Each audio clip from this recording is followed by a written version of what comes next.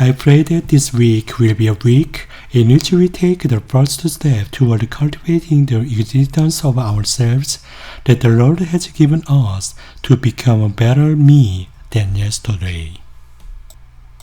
As I prepare to meditate, I am amazed every time that time has passed so quickly. When I look back at the uncontrollable passing of time, I get immersed in thoughts of at what point in the journey on earth that the Lord has allowed me to stand at. How well have we been making good use of this time given to us as a blessing? Looking back on the traces of my existence, how much better have I become than I was yesterday? Have I become a more mature person than yesterday?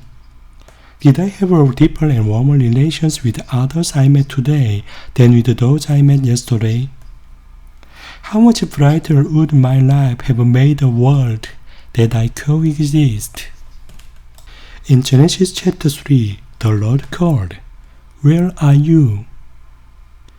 This is also a question of how much we have refined and made beautiful the journey of life until the Lord gave our lives to return to His arms. To what extent have we made sculptures to be completed in each of our lives? What kind of person would you like to call yourself, and what else could you call yourself? Can you tell someone you love what you are considered to be? Put out into deep water and lower your net for a catch. Peter's response, being overwhelmed by the Lord's words and the results of those words, and realizing that he is infinitely weak before the Lord, continues to echo in my heart. I am a simple man. I am a simple man. I am a simple person. But even more surprising is the Lord's merciful invitation to ourselves, who, like Peter who confesses, fall and rise over and over again. Do not be afraid. From now on, you will be catching men.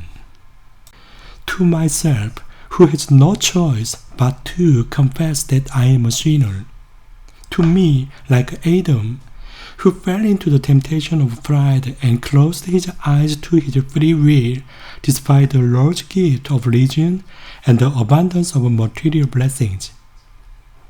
To the weak me, who is gripped by regrets because I haven't matured yet. The Lord said He will use me like that. In front of the holy altar, I fell on my face on the pure white cloth, and tears flowed before the trembling that I had decided to die in this world and be consecrated to heaven. Those tears was not only a sign of the repentance that I shed, because I knew I had absolutely no qualifications, but it was because of my immeasurable gratitude as one who became infinitely small in the face of God's love, who wants to accomplish His will through the hands of sinners. For I am the least of the apostles, not fit to be called an apostle, but by the grace of God I am what I am, and His grace to me has not been ineffective. I have no qualifications, so I am just a small servant who has nothing to offer. All I have is the passion for love that has accumulated deep in my heart, the thirst for the truth, and the poverty I want to be a small lamp that illuminates the lonely and poor in spirit. But I know that everything is accomplished by the grace of the Lord. And since I know that gratitude, compassion, and honest longing for meeting you and me are also miracles that are possible because God created us with the hands of Him. After living a life in which this grace does not disappear in vain, I want to conclude the blessed journey in this world and live as light as the wind. That heart becomes a prayer to me, and it fills me with the honest hope. This has touched your lips. Your wickedness is removed. Your sin purged. Here I am, I said, send me. I was not perfect and full of inadequacies, so I stumbled in the course of a lonely life that was created by honest longing for love and justice. The word of the Lord that comes to me and is engraved on me allows complete healing. The word of the Lord reaches my lips and becomes a confession that resonated deeply in my soul. Lord, your word melts my heart, causing warm tears to flow instead of wounds. Lord, your spirit takes over my soul and makes me thirsty for love. Lord, your embrace warms my body and wipes away my frozen sorrow.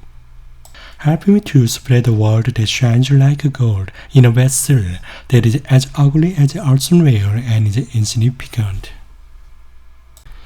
Broken and humbled soul, there is only one thing I have to offer on your altar, but this soul washed with your blood and water, so that it may not be stained in the midst of the world. To us who confess our sins and take a step back, rather, entrust your words to our lips. Help us to embrace your loving call with love to those we encounter in our lives. I pray that this week will be a week in which we take the first step toward cultivating the existence of ourselves that the Lord has given us to become a better me than yesterday.